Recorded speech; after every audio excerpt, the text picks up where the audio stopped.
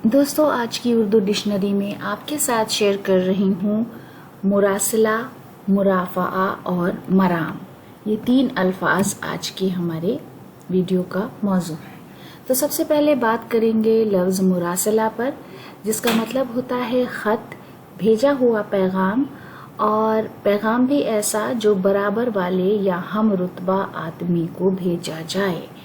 खत या नामा, समान पद प्रतिष्ठा वाले व्यक्ति का पत्र या चिट्ठी, सर्कुलर, डिस्पैच, लेटर और एपिस्टल जैसे अल्फाज इसके लिए हम इस्तेमाल करते हैं।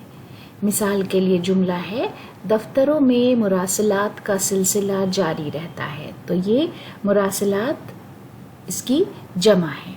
मुरासिला और मुरासिलात, दफ्तरों में हमेशा मुरसला का सिलसिला जारी रहता है। उसके बाद है मुराफ़ा, जिसका मतलब है नज़रसानी, हाकिम के सामने अपना दावा पेश करना।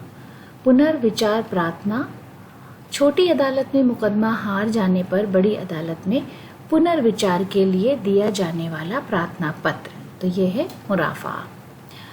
Plea, appeal against some judgement, यानी अगर कोई जजमेंट आया है और कोई उससे खुश नहीं है तो वो दोबारा अपील कर सकता है।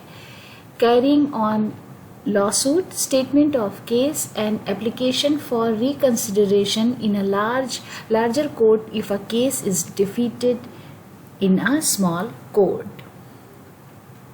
जुमला है, सड़क बनवाने के लिए एक मुराफ़ा मैंने भी तैयार करवाया है।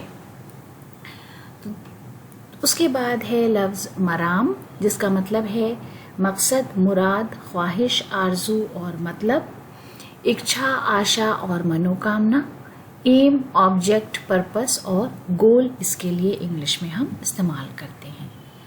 मिसाल के लिए, अपने मराम पर हमेशा नज़र रखो, यानी आपका जो लक्ष्य है, जो ऑब्जेक्ट है, जो गोल है, उसको हमेशा सबसे आगे रखना चाहिए।